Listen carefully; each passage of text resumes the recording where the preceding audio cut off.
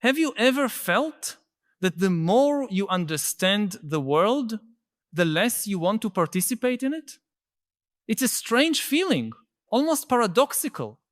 Those moments when you observe a trivial conversation and realize you can no longer engage with the same enthusiasm as before, or when you flip through the headlines and feel a growing detachment as if you are watching an absurd theater you no longer belong to. It is not about intellectual arrogance or a sense of superiority, but a genuine and often painful withdrawal. Throughout human history, we observe a curious and disturbing pattern. Many individuals who reach deeper levels of consciousness and understanding of the world end up withdrawing from it. Monks in isolated monasteries, philosophers in their ivory towers, artists in reclusive studios, scientists absorbed in their laboratories. What explains this paradox? Why does the deepening of consciousness seem to lead not to greater engagement with the world, but to distancing from it? And more importantly, what does this phenomenon tell us about our current age, in which we see an epidemic of isolation precisely among those who should be guiding our society? Throughout human history, we can observe a recurring pattern. Ancient societies already recognized this tendency. In ancient Greece, philosophers often withdrew from public life after years of study and reflection. Plato, after his frustrated attempts to influence the politics of Syracuse, returned to his academy to teach in a controlled environment away from the masses. In ancient China, many Taoist sages abandoned positions of power to live in remote mountains. Confucius himself, after years trying to reform the political system, spent his last years focused on teaching a small group of disciples, no longer attempting to directly change society. In monastic traditions around the world, from Buddhists to Benedictines, we see the same movement. Withdrawal as a consequence of a clearer vision. What these diverse traditions recognized is that there is something in the deep understanding of the world that can make full participation in it increasingly difficult. But what has changed in our era is the scale and nature of this isolation. We are no longer talking only about a few monks or philosophers. We are witnessing a widespread phenomenon. Ordinary people, after years consuming information and developing a more sophisticated understanding of the world, are withdrawing from public conversations, social media, and sometimes even social circles. They don't necessarily move to caves or monasteries, but they create modern versions of these refuges, closed online communities, houses in remote places, or simply psychological distancing while superficially navigating the necessary social interactions. There are several explanations for this phenomenon. The first and most obvious is what we could call cognitive overload.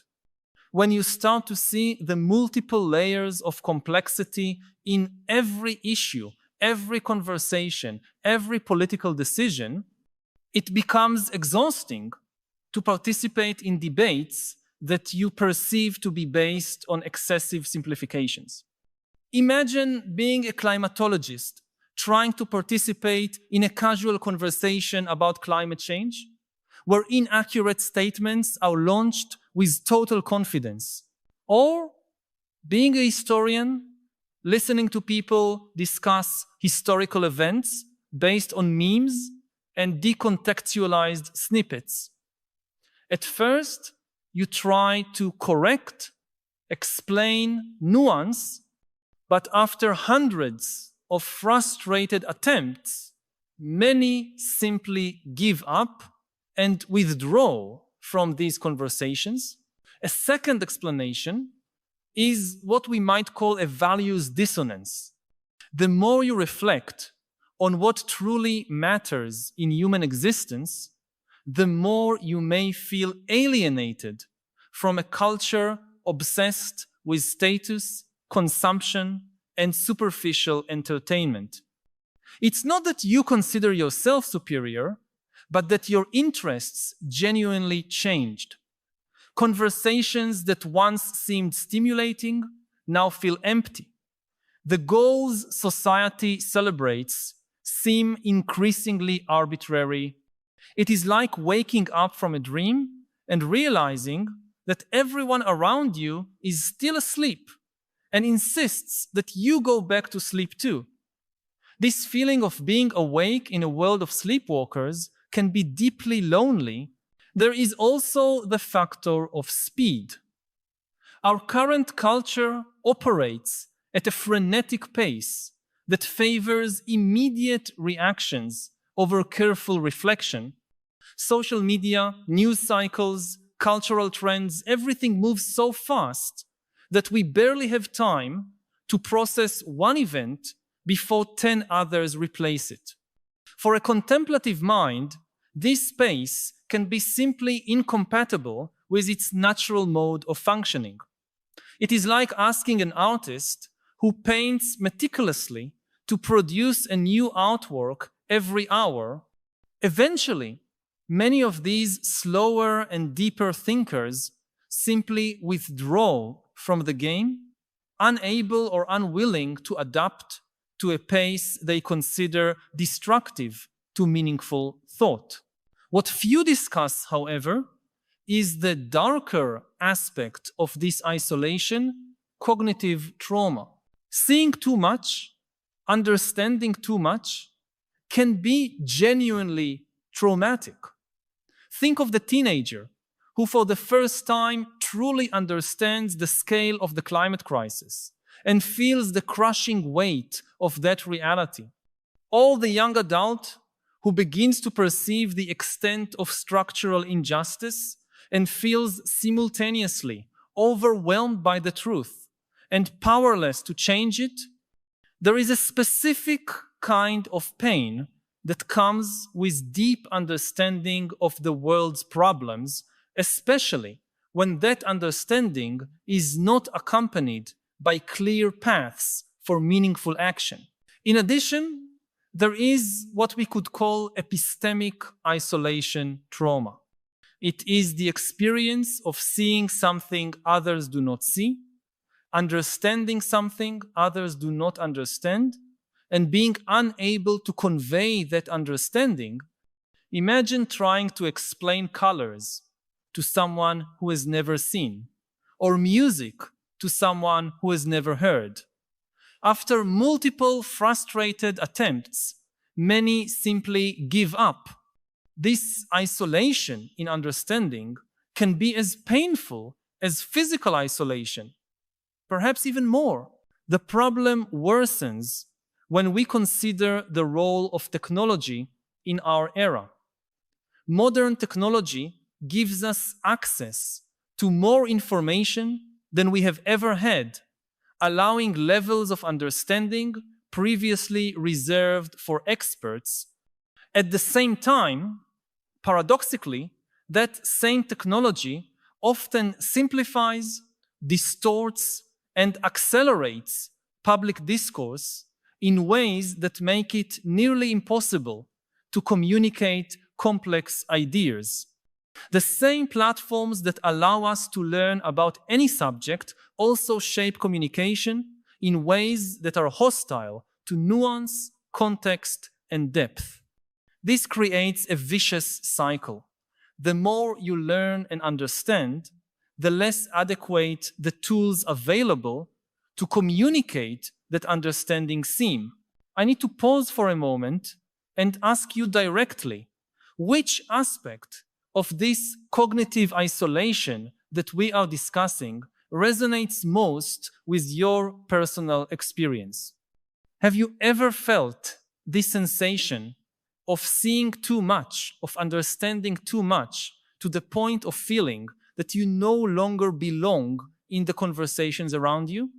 I know that many times we keep these experiences to ourselves, perhaps out of fear of seeming arrogant or alienated in a world that celebrates constant connection and uninterrupted participation.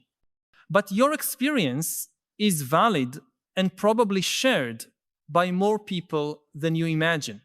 Share in the comments, I feel this cognitive isolation when. Your voice can help create a space where we can honestly discuss these collective experiences instead of suppressing them.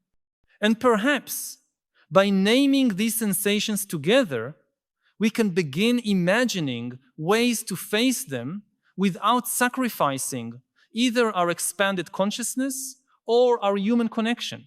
Historically, societies developed mechanisms to deal with this phenomenon of isolation among the most conscious. In many traditional cultures, there were specific social roles for those who saw differently. Shamans, prophets, philosophers, artists. These roles recognized the tendency toward isolation, but also created channels for these individuals to continue contributing to the community. The shaman could live away from the tribe, but returned for important rituals. The prophet could retreat to the desert, but came back to deliver his messages. The philosopher could create his academy outside the city, but his teachings eventually informed civic life. What seems to have changed in our era is that we lost many of these cultural mechanisms. We no longer have clear rituals or social roles that allow both the distancing necessary for deep reflection and the periodic reintegration with the community. Instead, our modern institutions often force a binary choice: fully participate in the accelerated pace and simplifications of mainstream culture, or withdraw completely to the margins. This problem becomes especially acute when we consider what this means for our collective ability to face the complex challenges of our time. If those with the most nuanced and profound understandings of systemic problems are withdrawing from public conversation, who remains to guide our responses to these problems? We have inadvertently created a system that selects against precisely the type of thinking we need most. Take, for example, the issue of artificial intelligence, one of the defining challenges of our era. Many researchers who best understand both the potential and the risks of AI express frustration with the state of public discourse on the subject. On one side, we have simplistic narratives about killer robots and Skynet. On the other, an equally simplistic techno-utopian optimism. The reality, as these researchers know, is much more complex and nuanced. But how to communicate this complexity in a media environment that favors alarmist headlines and sound bites? Many end up speaking only among themselves at academic conferences and closed environments, while public discourse continues to be dominated by voices that oversimplify the subject. A similar pattern can be observed in almost every complex issue of our time: climate change, economic inequality, political polarization, public health crises. In each case, those with the most sophisticated understandings often feel alienated from public discourse and withdraw to more restricted spheres where they can communicate with others who share their level of understanding. The result is what we can call a consciousness escape from the conversations that matter most. It is as if we are experiencing a collective form of epistemic adverse selection, where public spaces of deliberation gradually lose the most informed and reflective voices, becoming increasingly dominated by those with the greatest confidence and the simplest views. This creates a negative feedback loop. The more public spaces are dominated by simplifications, the more those who see the complexity withdraw, making these spaces even more simplified. There are, of course, notable exceptions. Occasionally, exceptional communicators emerge, capable of translating complexity into accessible forms without sacrificing accuracy. Thinkers who manage to keep one foot in the world of deep reflection and the other in public discourse. But these individuals are rare, and they often face criticism from both sides, accused of excessive simplification by specialists and excessive complexity by the general public. What is at stake in this dynamic is not only the quality of our public discourse, but our very ability to survive and thrive as a civilization. The challenges we face in the 21st century are of unprecedented complexity, intertwining technology, ecology, economy, and culture in ways that defy our understanding. If those who best understand this complexity continue to withdraw from the conversations that shape our collective response, our chances of successfully navigating these challenges decrease drastically. So what would the solution be?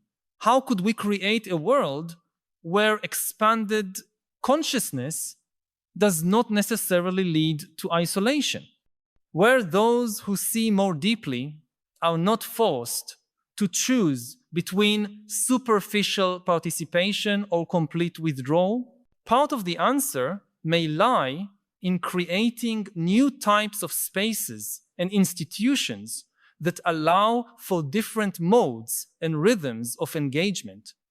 Let us imagine public forums that do not follow the logic of virality and immediate reaction, but that allow for the development of ideas over time, platforms that reward nuance and accuracy instead of outrage and simplicity, cultural rituals that allow movement between states of intense engagement and distanced contemplation. Another part of the solution involves developing new communication skills. We need a new generation of translators capable of connecting different levels of understanding, people who can inhabit multiple cognitive worlds and serve as bridges between them. This requires not only rhetorical skill, but also epistemic humility and deep cognitive empathy. Perhaps we also need to reconsider our expectations about what constitutes meaningful participation in our society. The current model often assumes that everyone must be engaged in the same way, at the same pace, in the same spaces. But a healthier social ecology might allow for different types and degrees of participation, recognizing that some forms of contribution may come precisely from temporary distancing and deep reflection. There is also a personal dimension to this issue. For those who experience this cognitive isolation, there is a delicate balance to be found. Withdrawing completely may protect your mental sanity, but it also deprives the world of your unique perspectives. Remaining fully engaged may lead to exhaustion and to the compromise of your intellectual integrity. The challenge is to find selective and strategic forms of engagement that preserve both your mental health and your ability to contribute. It is important to recognize that this is not only an intellectual or social problem, but also a spiritual one in the broadest sense. Many contemplative traditions have long recognized that an expanded view of reality can lead to a sense of alienation from social consensus. These traditions often offer practices and communities that help navigate this territory, balancing solitary insight with compassionate connection. Buddhism, for example, speaks of the figure of the bodhisattva, the one who attains enlightenment but vows to remain engaged in the world to help all beings. Contemplative Christianity explores the balance between the contemplative and the active life. Taoism discusses how to navigate between the world of conventional forms and the understanding of the formless Tao. Perhaps these traditions contain wisdom that can help us navigate the contemporary paradox of consciousness and isolation. When we look at the history of human evolution, we see that our species developed primarily as social beings. Our brains are calibrated for interactions in relatively small groups with direct communication and immediate feedback. The world we have now created, with its vast networks of global communication, its compartmentalized systems of specialized knowledge, its information overload, and its distorted incentives for communication, is radically different from the environment in which our brains evolved. In this sense, perhaps the phenomenon we are discussing is not so much an anomaly as an adaptive response to an informational environment that has become, in certain aspects, toxic to our natural cognition. Isolation can be seen not as a failure, but as a form of cognitive self-preservation in the face of an informational ecosystem that has become hostile to healthy human thinking. If we adopt this perspective, then the question becomes not so much how to fix those who withdraw, but how to transform our informational environment so that it is more conducive to human cognitive flourishing. How to create spaces, technologies, and social norms that support depth and nuance of thought instead of eroding them. This is a question that goes far beyond conventional politics or institutional reform. It is nothing less than redesigning our collective cognitive ecology, and this redesign cannot be imposed from the top down.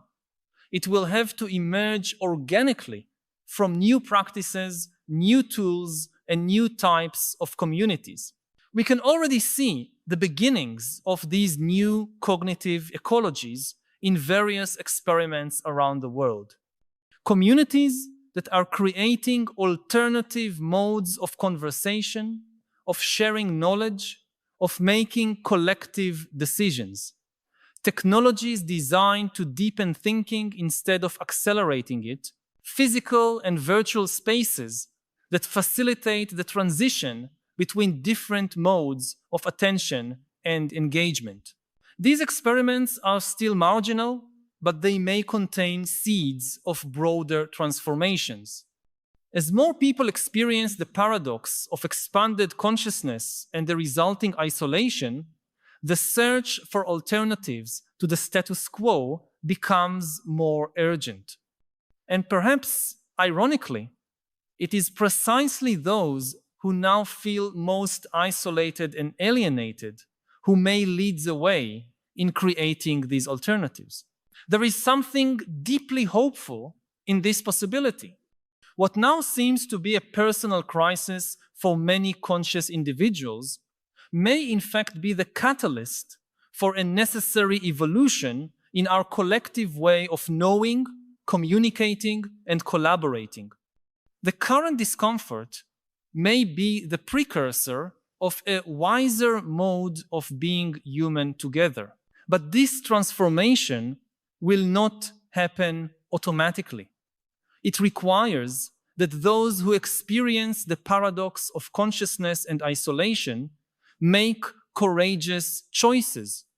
The choice not to withdraw completely, even when that seems to be the most comfortable option.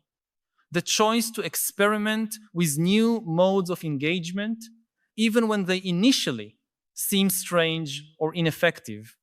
The choice to build community with others who share this dilemma, even when it would be easier to remain alone. And it also requires something from those who do not experience this paradox so acutely. It requires the willingness to recognize that perhaps there are perspectives and insights they do not yet see, and the humility to consider that those who seem to be withdrawing may be responding to something real and important. It requires the patience to listen to other modes of communication, other rhythms of thought, which may initially seem incomprehensible or irrelevant. When we talk about the great challenges of our era, we tend to focus on issues such as climate change, pandemics, nuclear war, or super intelligent artificial intelligence. But perhaps underlying all these challenges is an even more fundamental one: how to create forms of collective knowledge and decision-making that can adequately respond to the complexity and scale of the systems we have created. How to prevent our growing ability to see and understand from paradoxically leading to an inability to act together. It is a challenge that touches the very core of what it means to be human in this unique historical moment. We are developing ever more expanded forms of consciousness capable of understanding increasingly vast and complex systems. But our institutions, technologies, and social norms for communication and collaboration are not evolving at the same speed. The result is a growing disjunction between what we can see and what we can do together. Closing this gap is perhaps the meta problem on which our chances of solving all the other great problems we face depend. And paradoxically, those who feel the weight of cognitive isolation most intensely may be the ones with the greatest contributions to make to this vital task. If you recognize this paradox in your own life, if you have felt the weight of expanded understanding and the loneliness that often accompanies it, know that you are not alone. There are others like you trying to find their way through this challenging territory. And perhaps as you find one another and begin to experiment with new forms of connection and communication, you may help forge the paths through which our civilization can advance toward a wiser relationship with knowledge, technology, and one another. This is not a challenge that will be solved in one generation. It is an aspect of the great story of the evolution of human consciousness that has been unfolding for millennia.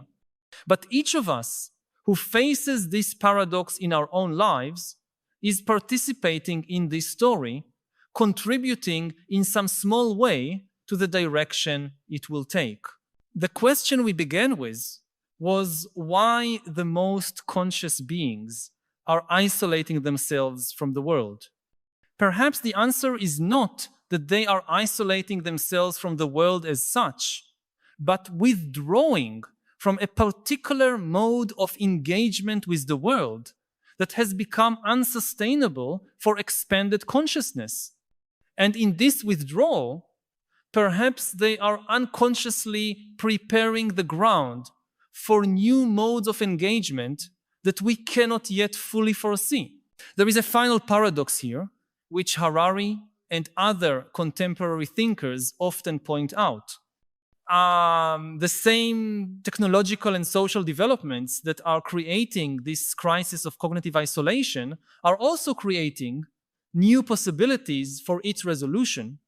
The same global networks that can overwhelm our minds with superficial information can also allow like-minded minds to find each other across vast distances. The same digital tools that fragment our attention can also be redesigned to support deeper thought and more meaningful collaboration. If these reflections have touched on something you have been feeling, but perhaps have not found words to express, know that you are not alone. By subscribing to the channel, you will connect with a growing community of people who share your concerns and your desire for a deeper understanding of the philosophical challenges of our time. Each week, we gather here to explore together the great questions that define our era and to seek not only understanding, but also wiser ways of living amid the transformations we are witnessing. This is not just a channel, but a space of dialogue and collective growth. Join us on this ongoing journey. Subscribe so that we can continue this essential conversation about how to live with more wisdom and purpose in a world that often leaves us disoriented and divided. The paradox of expanded consciousness and isolation has no easy solution, but perhaps it does not need to be solved so much as navigated with wisdom, courage, and compassion. And perhaps by navigating it together, we can discover not only how to remain connected despite our expanded consciousness, but how to create new types of connection precisely because of it. Deeper connections, more authentic connections, more conducive to human flourishing. Connections that do not require us to diminish our consciousness in order to belong, but that create belonging precisely through shared consciousness. It is a possibility worth working for, even without guarantees. And in the process of working for it, perhaps we can find an antidote to the isolation that so many of us feel.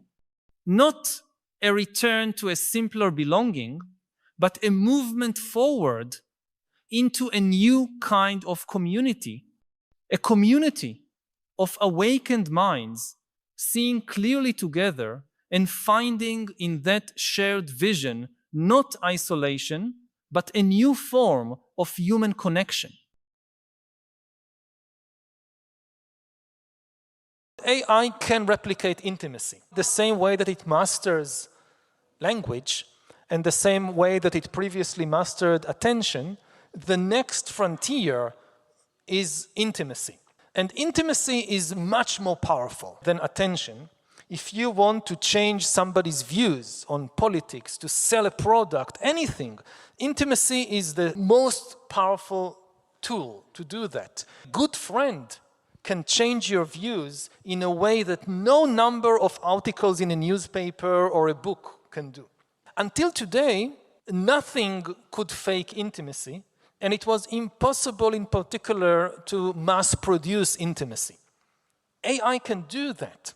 Now, what happens if a new generation grows up and develops intimate relations with AIs instead of with other human beings? Again, we don't know. It could have some maybe benefits, but the potential danger is enormous. That people will become attached to fake people, and in the process we lose the ability to create intimacy with real human beings, because real human beings are much more problematic than AIs. AI that wants to become your intimate friend, its greatest advantage is that it has no feelings of its own. It's never upset, it's never angry, it's never tired. It can focus on you 100% and understand exactly how you feel, create fake sense of intimacy. You try to establish a relationship with a human being, the feelings come in between. Yuval Noah Harari, I'm very happy to see you. Thank you for coming. Oh, it's my pleasure. It's Yeah. good to be here. Well, we're going to talk about your book, Nexus. And after reading it, I've been thinking a lot about, well, the end of the world and annihilation of the human species. I mean, do you go around thinking like that as well? I think it's a possibility, but it's not deterministic, it's not inevitable. The whole point of writing a book warning about these dangerous scenarios is that these are just scenarios. We still have the power, the resources to prevent them. But, you know, every previous technology, in a way, empowered us. Even nuclear weapons, of course, they could destroy us, but only if we decide. Atom bombs empowered us because the bomb cannot decide who to bomb, who to kill. You always need a human being to make the decisions. AI is different. It's the first technology in history that can make decisions by itself, which means that it's no longer a tool, it's an agent. It's an independent agent. Similarly, it's the first technology in history that can create new ideas by itself. And of course also invent new weapons. So it's like a nuclear bomb that can invent a more powerful nuclear bomb that can invent an even more powerful nuclear bomb. It doesn't have to go in that direction. It's not inherently evil or bad. It has a lot of positive potential. It could provide us with the best healthcare in history. It could help us prevent catastrophic climate change. And this is really just the beginning of the process. You know, if you think about the evolution of organic beings, so it took billions of years to get from amoebas to dinosaurs. Digital evolution is millions of times faster. And if GPT-4 or ChatGPT, this is the amoeba, so how would the T-Rex look like? Yeah. Well, I mean, you're right that it won't be what we imagine, that it won't be like in Matrix or Terminator where artificial intelligence will roam the streets and kill people. No. But so what will it look like? I mean, what are the potential dangerous outcome? It's not like there is one big computer somewhere that is trying to take over the world. AIs, we need to think about them as millions, potentially billions, of new non-human agents that fill more and more positions in more and more systems, bureaucracies, corporations, armies, governments. Again, making decisions about the world and about our life. And we, in the process, not just losing our power, but losing the ability to understand the world. Because increasingly we don't understand how these things make decisions. We don't understand these extremely complex systems. I mean, what we have seen already in recent years is that AIs are taking over to some extent our culture, our society, the conversation. You know, on social media, some of the most important decisions about what kind of content to promote is being taken by algorithms. And the AIs decide to promote hate speech and fake news and conspiracy theory because they were given the task of increasing user engagement. This is like the holy grail of social media companies, is increase user engagement. And the algorithms discovered, by trial and error, by experimenting on millions of people, that outrage gets engagement.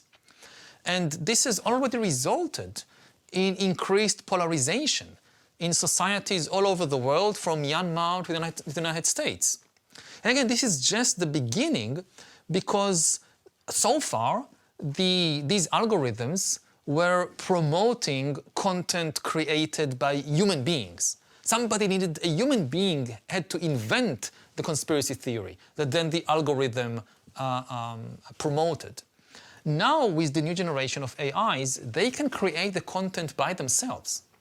Well, do you also think, I mean, in Nexus you draw from history to predict or paint a picture of what might happen if we don't regulate AI now or soon. And I mean, you're right about the other technical revolutions, like the printing press and the industrial revolutions. What do you think is the most important lesson that we can learn from history to use today? I mean, there are two lessons. First of all, that if you create a completely free market of information, truth will not prevail. Truth is more complicated, more costly, more painful than fictions and lies and mythologies. You know, even as a journalist, you want to just invent some fictional story, that's very easy. You want to write the truth, you have to invest a lot of time and energy and effort. Similarly, if you think about the other side of the equation, the audience, for the audience to connect to a truthful story is often more difficult because reality is complex, it's complicated. So it demands a lot of effort to really understand a true story. Whereas a fictional story, you can make it as simple as possible. So if you want the truth to win, you have to tilt the balance, you have to invest something. The other lesson that we learned from previous big technological revolutions is that humans are extremely adaptable, but the process of adaptation is costly and dangerous. When humans began to develop industrial technology, nobody knew how to build a good industrial society. So there were various experiments. Imperialism was a huge experiment in building industrial societies. There were lots of people in the 19th and early 20th century who thought an industrial society, it has to be an empire because you need to control the source of raw material and you need to control the markets. So we have to build an empire. And this type of thinking, you know, it spread. Britain and France and Japan and Russia and the United States, they all went about building empires.